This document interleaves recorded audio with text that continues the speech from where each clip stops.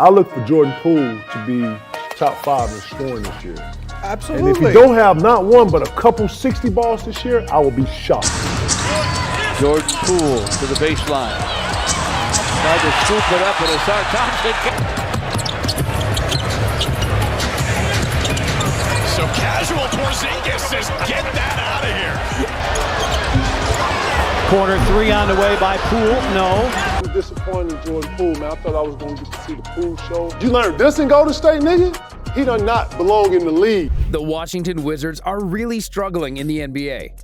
They've experienced a 16-game losing streak, the worst run in the Eastern Conference. This streak ties a record they set 14 seasons ago when they didn't win a single game for nearly a month. After the All-Star break in the 2009-10 season, they managed to win 4 out of 7 games towards the end of February, but then March was a disaster with 16 straight losses. The month was tough, with injuries and other issues causing problems in the Wizards locker room. So how did the 2010 Wizards lose 16 games in a row? Before their losing streak, the Wizards were hit hard by the suspensions of Gilbert Arenas and Javaris Crittenton. Their altercation grabbed a lot of media attention, overshadowing the team. They ended the season with a 26-56 record. After these suspensions, the Wizards traded away key players like Caron Butler, Brendan Haywood, Antoine Jamison, and Drew Gooden. These trades really hurt the team, leaving them with the second worst record in the Eastern Conference. This 2024 season, however, seems even worse, and Jordan Poole is getting a lot of the blame. During his best with the Warriors, Poole scored 30, 29, and 27 points in 3 consecutive playoff games against the Nuggets. He was a crucial player for the 2021-22 championship Warriors team, known as an amazing scorer from anywhere on the court. The media even started calling him the third Splash Brother. Because of Poole's potential, the Wizards swapped Chris Paul for Poole. The trade sparked a lot of initial excitement.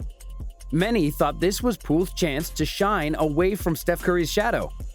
Kevin Garnett even said Poole could be the next James Harden, emerging as a lead star on his new team. Together with Kyle Kuzma, both of whom had tasted championship success, it looked like the Wizards could turn things around after years of underwhelming performances. However, things didn't go as planned for Poole. His debut was disappointing, posting the lowest game score in a heavy loss to the Pacers. From there, his season only went downhill. He's now scoring 15.8 points per game, a significant drop from the previous year. His defensive play has been among the league's worst, dragging his win shares down to -1.0. His effective field goal percentage has plummeted from 51.4 to 47.3%. With Poole and Kuzma at the helm, the Wizards are struggling with a 9-43 record, on track to win just 14 games this season. Poole's performance also led to some embarrassingly viral moments. His decline was rapid.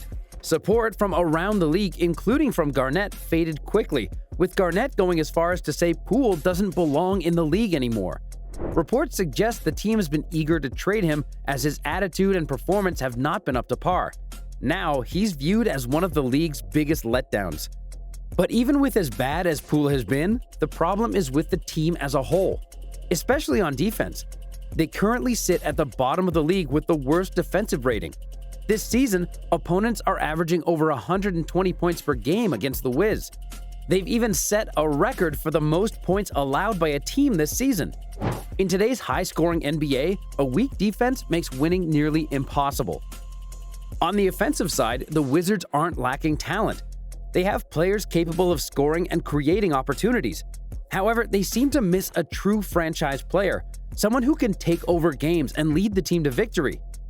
Players like Deni Avdija or Bilal Coulibaly might have that potential, but they need the right development to elevate their game to the next level. The team also has valuable assets in Kuzma and Tyus Jones, who are both enjoying their best seasons statistically.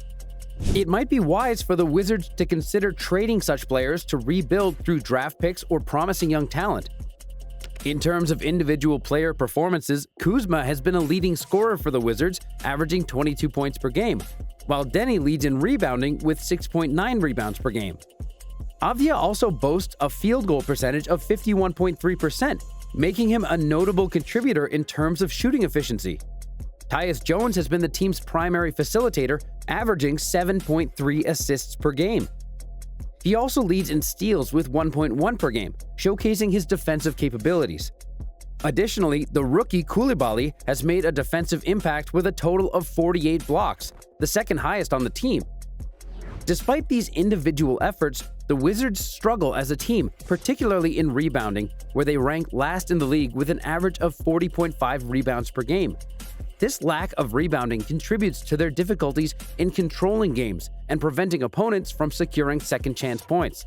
Moreover, their net rating of -9.5 reflects the gap between the points they score and the points they allow to opponents, further highlighting the defensive issues that have plagued them throughout the season. The Wizards' weaknesses in defense and rebounding significantly contribute to their poor record. While their offensive stats may seem competitive, their inability to effectively defend and crash the boards has led to numerous losses. This season serves as a clear indicator that despite having capable individuals, success requires team cohesion, especially on defense. The Wizards are in bad shape, clearly. But did the front office not realize how bad the team was? They said they were going to be patient because they thought they'd be competitive again. But when that didn't pan out, they decided to shift gears. But honestly, did they really expect a team with Poole, Kuzma, Avdia, Gafford, and Jones to compete at the top? Only 2 players on the Wizards roster, Kuzma and Jones, could start for a team that's actually competing. People in DC have been saying that Coach Unseld wasn't tough enough, especially on Poole. He let Poole play 29 minutes a game even though he wasn't trying on defense and made questionable moves on offense. Maybe Unseld should have benched some players more, especially Poole. But then again, should they have even traded for Poole in the first place? If you're wondering why the Wizards lost 123-108 to the Utah Jazz, it's simple. They're just not good enough. And the reason they've lost to teams like the Spurs and Pistons, who are also at the bottom, because they're just as bad. They're just that bad, if not worse. In fact, if you look at the 20 players with the worst plus-minus in the league, the Wizards have an astonishing 6 on that list, with 4 of them being in the bottom 5. That's just a recipe for losing. Now, about the timing of the coaching change, Wizards president Michael Winger said there was no sense of urgency right now. Nothing really occurred. What? Seriously, if you're gonna change coaches, timing is crucial.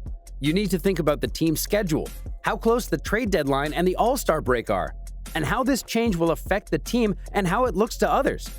So if there was no rush, then why do it at all? This new front office handed Unseld a terrible roster and then expected too much. It's like if the Utah Jazz expected Will Hardy's team to top the Western Conference with their current roster. That's just not realistic. And firing Hardy today with those expectations would be ridiculous and make no sense. So well done, Wizards. You've gone from being really bad to almost seeming lost about who you are and what you're trying to do. Good luck with that. Now, the Wizards have made a bold statement this offseason by trading away Bradley Beal and Kristaps Porzingis, signaling a fresh start for the team. They kicked off this new chapter and the Wizards' supposed new future by executing a trade on draft day for Bilal Coulibaly from Metropolitans 92, a team he shared with Victor Wembanyama.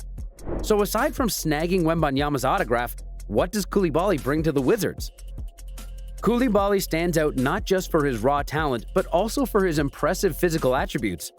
At 6'7" with a 7'2" wingspan, his physical tools are undeniable. Yet, it's his movement that truly sets him apart. Coulibaly glides across the court with a fluidity that's rare for his size, making him a joy to watch and a nightmare for opponents. This agility and length makes Coulibaly a formidable presence on defense, similar to Jaden McDaniels, known for his defensive skills. Coulibaly's stats reflect this potential. He's ranked well in both steals and blocks, showing he can make plays on the defensive end. However, it's not all smooth sailing. Despite Coulibaly's defensive talents, his offense needs polishing. His true shooting percentage on drives is low, and his turnover rate is high compared to his usage. These stats highlight his struggles with ball handling and creating shots, limiting his effectiveness as a primary offensive option.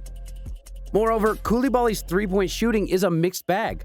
While he shoots a respectable percentage on wide-open threes, his overall volume and quickness in getting shots off are areas of concern.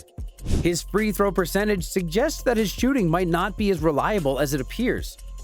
Comparatively, Coulibaly doesn't match up to fellow rookies like Asar Thompson in terms of physicality or rebounding, areas crucial to making an impact without a reliable jump shot. And while Coulibaly has potential as a shooter, his development in other areas often lags, presenting a challenge for him to become a more complete player. At 19, Coulibaly has time on his side, and his unique defensive abilities and potential shooting improvements offer a glimpse of a valuable two-way player. However, his current limitations and the uncertainty of his physical development pose risks for the Wizards, who are betting big on him as part of their rebuilding efforts. The current state of the Wizards is undeniably dire. With a string of losses and internal struggles plaguing the team, their performance falls far below expectations. As fans and analysts alike ponder the future of the franchise, one thing remains clear: significant changes are needed for the Wizards to regain a competitive edge.